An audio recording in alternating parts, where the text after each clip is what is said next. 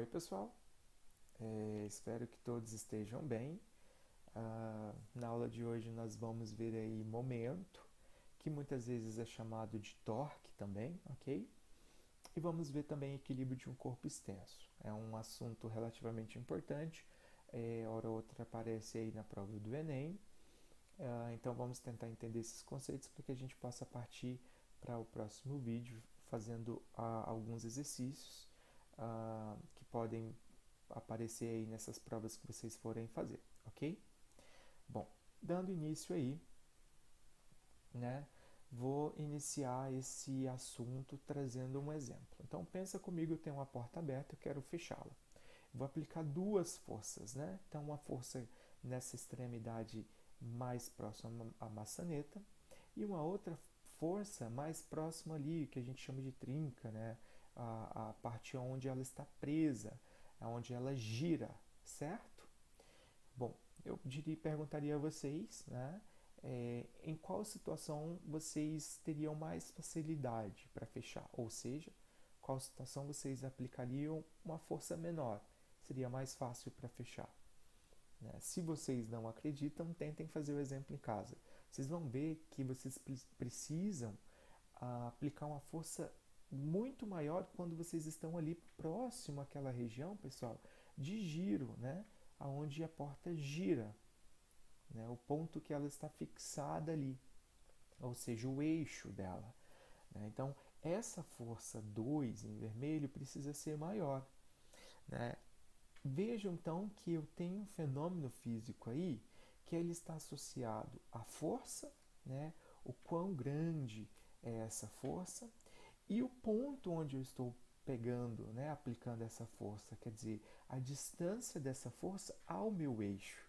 E é exatamente isso que fala o conceito do momento e do torque. Ok, pessoal? Então vejam que o momento de uma força, né, ou torque, como eu comentei, é uma medida da tendência de rotação de um corpo rígido em torno de um ponto. Tá? Veja então que eu tenho ali uma régua, ela está presa também por um eixo ali, né?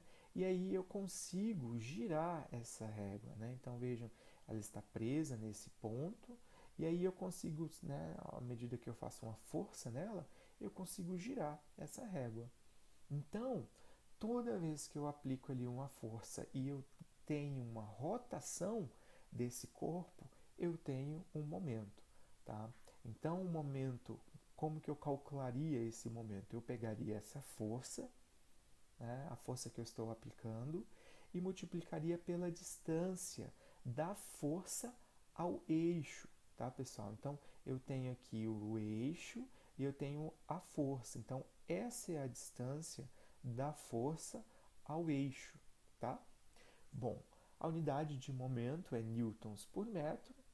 O que eu preciso fazer, né? Basta eu abrir as unidades ali individuais, né? Então, força é newton, distância é metro, e aí isso me dá newton por metro, newton vezes metro, né?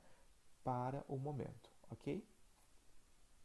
Bom, dando continuidade aí, então o que eu preciso que vocês guardem?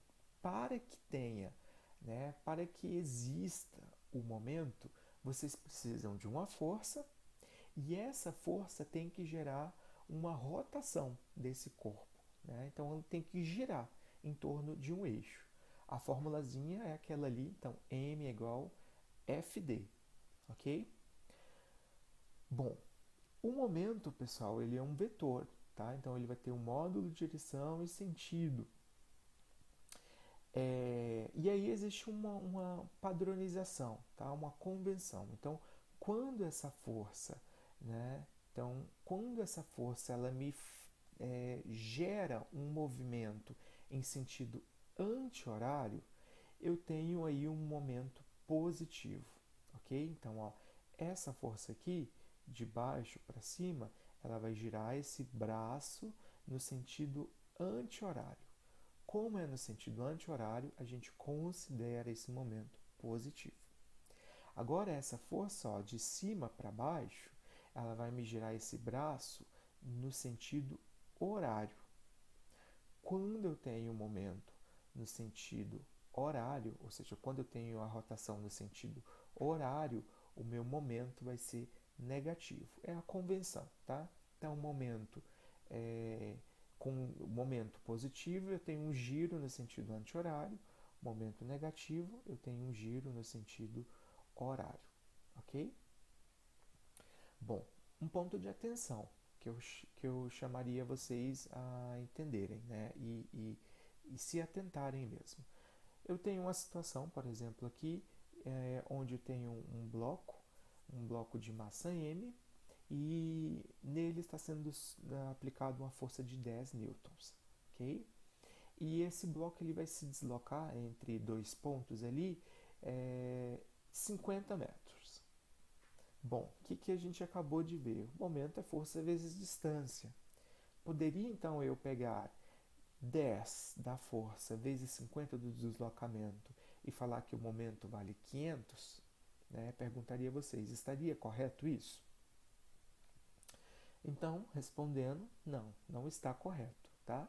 Lembrando que para que eu tenha um momento, eu preciso da força, eu preciso da distância, porque o momento é força e distância, porém essa força tem que me gerar uma rotação, tem que girar esse objeto em torno de um eixo. Nesse caso não tem giro, não tem rotação, tá? Entretanto, pessoal, aquele 500 que a gente achou ali, né? Então esse 500 que nós achamos, ele me é um parâmetro físico, tá? Então quando eu pego 10 vezes 50, eu estou encontrando o parâmetro físico. Que parâmetro é esse? Nós já vimos aí para trás. Seria o trabalho, né? Não sei se vocês se lembram, se não se lembram, vamos recordar. O trabalho, pessoal, é a força vezes a distância, força vezes o deslocamento desse bloquinho. Então, quando eu pego ali e faço 10 vezes 50, 500, eu estou encontrando, na verdade, o trabalho, tá?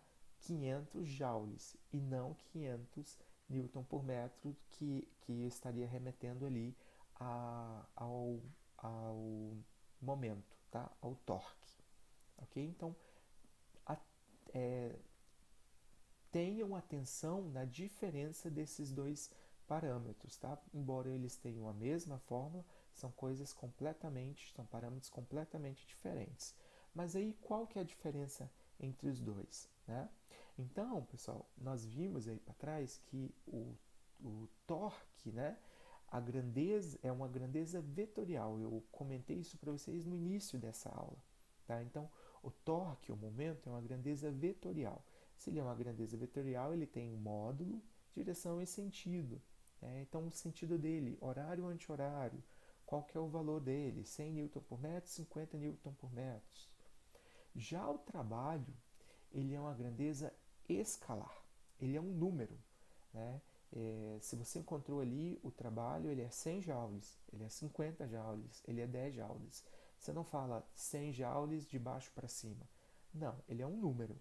Tá? Então é uma grandeza escalar. Já o momento é uma grandeza vetorial. Você vai achar um número, você vai achar uma direção e um sentido. É essa a diferença dos dois, embora a fórmula seja igual. Tá? Então tomem cuidado, atentem, fiquem atentos com relação a esses dois parâmetros aí.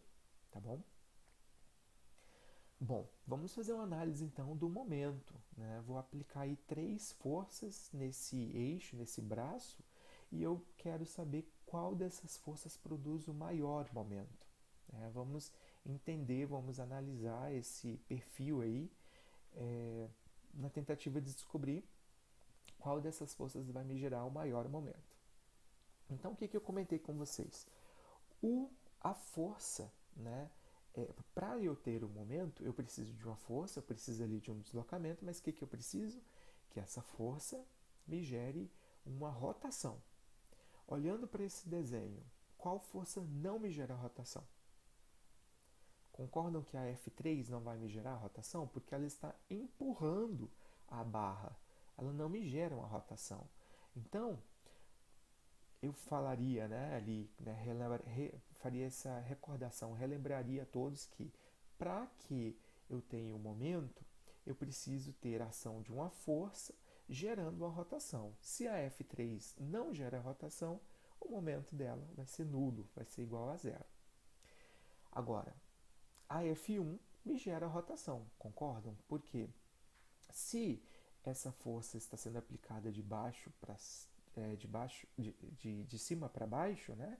Ela vai me gerar aqui uma rotação em sentido é, no sentido horário, né? Então, a força vindo lá de cima para baixo vai fazer com que esse braço gire em sentido horário, ok? E aí nós vimos que se a gente tem uma força sendo aplicada, me gerando um momento em sentido horário, esse momento é negativo, né? Só relembrando. Como é que eu calcularia então esse momento? Então, a F1 me gera rotação. Se ela gera rotação, eu tenho um momento. Então, o momento 1 ali seria a força 1 vezes a distância. Então, qual a distância?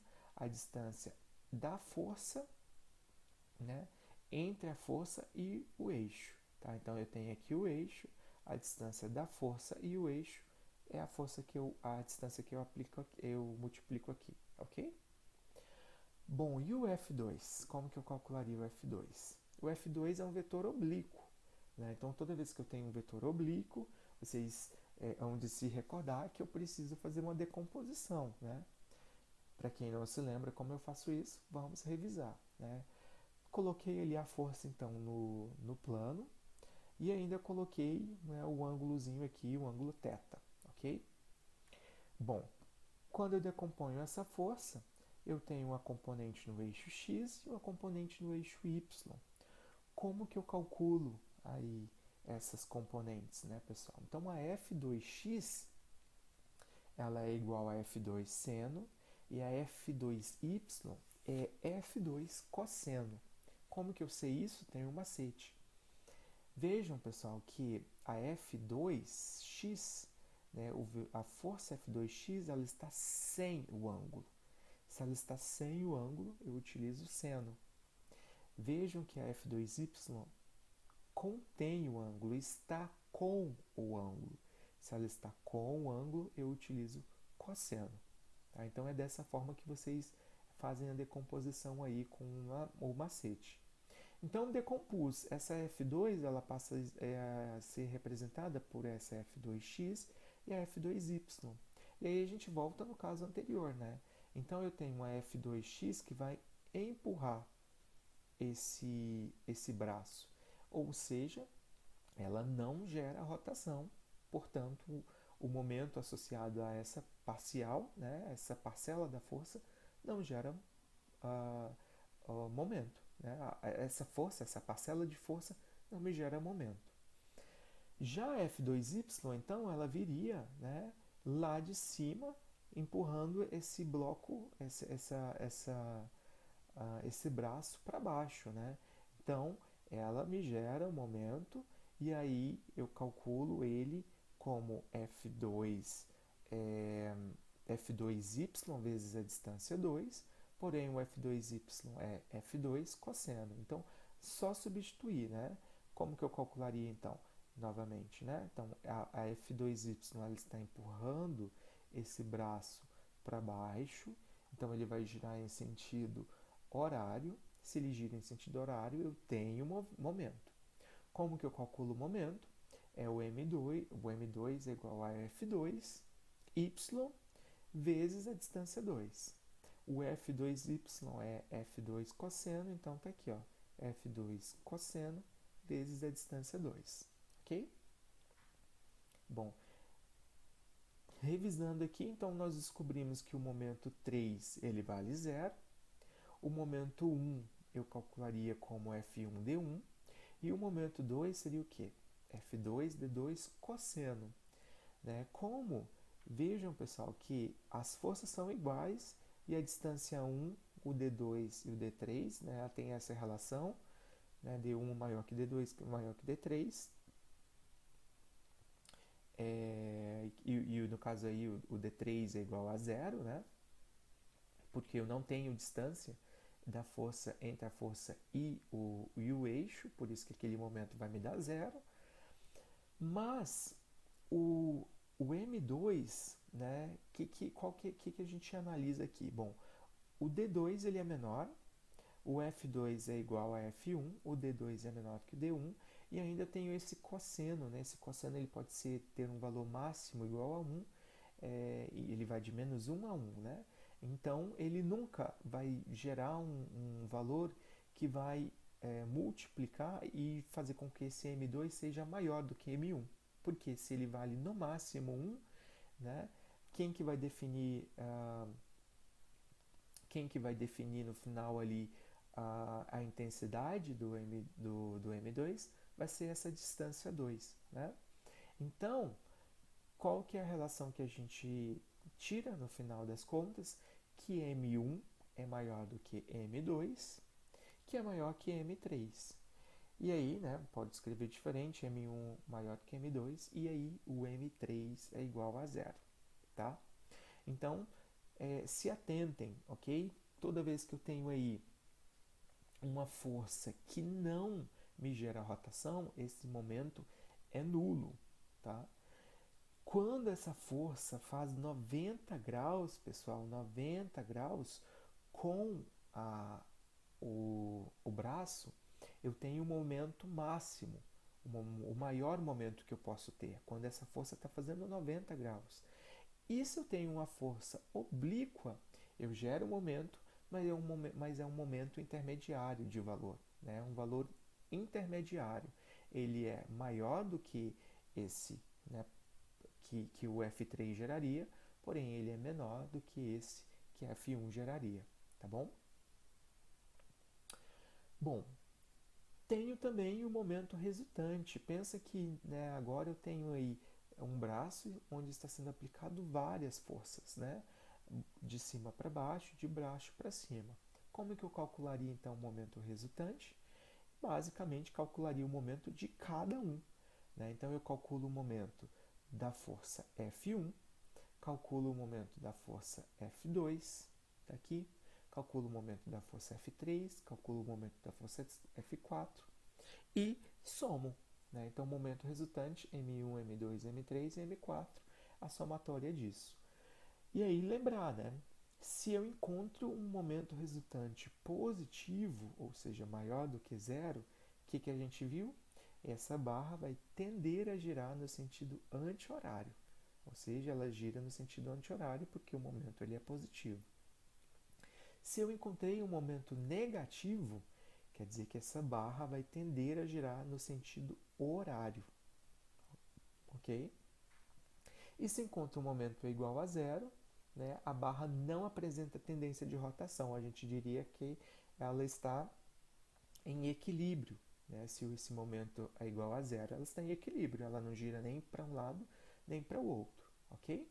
Então, quando eu tenho ali várias forças incidindo em cima de um bloco, né? Em cima de um braço que está preso por um eixo, basta eu calcular o momento de de cada uma dessas forças e fazer a somatória para achar esse momento resultante, ok? Bom, eu posso também ter um equilíbrio, né, de um corpo extenso. E eu já comentei ali para trás, né? Como que eu tenho o equilíbrio de um corpo extenso?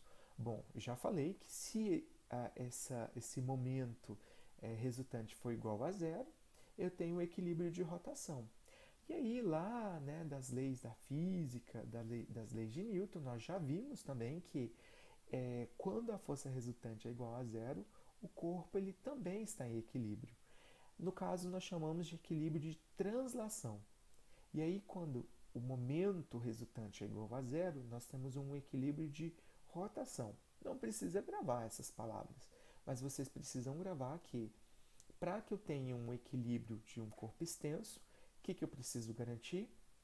Que a força resultante seja igual a zero, que vocês já sabem, e agora vocês estão aprendendo que também é preciso que o momento seja igual a zero, caso, né, eu tenha ali uma condição de giro, né? Se eu não tenho a condição de rotação de giro, nem preciso considerar. Mas se há essa possibilidade, para que ele esteja em equilíbrio, eu tenho que respeitar essas duas regras, força resultante e momento resultante igual a zero. Né? Bom, em outras palavras, o que isso quer dizer? Né? Se o momento resultante é igual a zero, quer dizer que o momento que vai para sentido horário é igual ao momento que vai para sentido anti-horário. Né? Então, seria uma condição ali de colocar duas crianças numa gangorra e elas ficarem perfeitamente paradinhas. Né? Não necessariamente essas crianças precisam ter o mesmo peso e ter a gangorra estar perfeitamente, né, o eixo perfeitamente no meio. Eu posso colocar uma criança mais gordinha numa ponta, uma criança mais magrinha numa outra. E aí o que eu vou ter que mexer? Né? Essa distância. Aonde eu vou colocar esse eixo para compensar uma criança que tem um peso maior, né, daquela criança que tem um peso menor. É perfeitamente possível colocar uma criança de 50 quilos brincando com a criança de 10 quilos. Porém, eu tenho que mexer nesse eixo, senão, né, não vai dar certo a brincadeira, né? Não vai dar certo o equilíbrio, por exemplo. Tá? Vamos fazer um exemplo para vocês entenderem. Então, pensa ali, ó, tem esse desenho, visualizem ele diferente. Pensa que é uma gangorra, né? E essas massas aí seriam como se fossem crianças que estivessem ali em cima, né? Como está mostrando aqui embaixo, tá? O desenho do exercício é esse, mas pode ser perfeitamente associado a essa gangorra, ok? Então ele fala assim, ó, na figura a seguir, a que distância x devemos colocar a massa M2, se eu não me engano, a massa M2, para que a barra permaneça na horizontal, ok? Então, quer dizer, ele quer saber qual é essa distância que eu tenho que colocar a barra, que devemos colocar a massa M2, né, para que a barra permaneça na horizontal. Ou seja, se essa barra permanecer na horizontal, em outras palavras, ele está querendo dizer que essa barra vai permanecer no equilíbrio, né? Não vai ir nem para um lado nem para o outro, ela vai ficar ali paradinha na horizontal. Porém, para que isso aconteça, aonde eu tenho que colocar essa massa M2? Né? Qual que é essa distância? Bom, vamos ver, né? O que a gente viu? Que eu tenho que garantir, então, que o momento no sentido horário seja igual ao momento no sentido anti-horário. Ou seja, o momento da massa, né, o momento de 1 ali tem que ser igual ao momento de 2. Tá? Estou colocando Mzão para diferenciar desse Mzinho. O Mzinho é massa, Mzão é momento. Ok, pessoal? Bom, como que eu calculo o momento? Força vezes distância. Ok? Então, coloquei ali, ó, F1D1 é igual a F2D2. Bom, como que eu calculo, então, essas forças, né? A força que está agindo aqui, pessoal, é qual força? É a força peso, né? Como que eu calculo o peso? mg. Então, substituir ali, né? Ao invés de colocar, então, a força F1, substituir por mg, que é o peso, né? Então, M1G1D1 é igual a M2G2, M2GD2. O que eu posso fazer? Posso cancelar G, né? G de um lado, G do outro, posso cancelar. E agora eu já vou substituir os valores. Então, ó, a massa M1 vale 8,4 vezes a distância 1. A distância 1 está ali, ó, foi dado no exercício, vale 1 metro. A massa M2 foi dada, vale 8 quilos. E x é exatamente a distância que eu estou querendo descobrir, é aonde, né, é a distância que eu vou ter que colocar então meu bloco para que essa barra permaneça no equilíbrio. Bom, virou uma matemática, né? 8,4 vezes 1, 8,4. 8x é igual a 8x. Quer dizer que x é igual a 8,4 divididos por 8. E isso me dá 1,05 metros. E a alternativa correta, então, seria a letra E. Ok? Então, um exercício aí para exemplificar para vocês como que isso pode aparecer, né? A questão do equilíbrio do corpo extenso.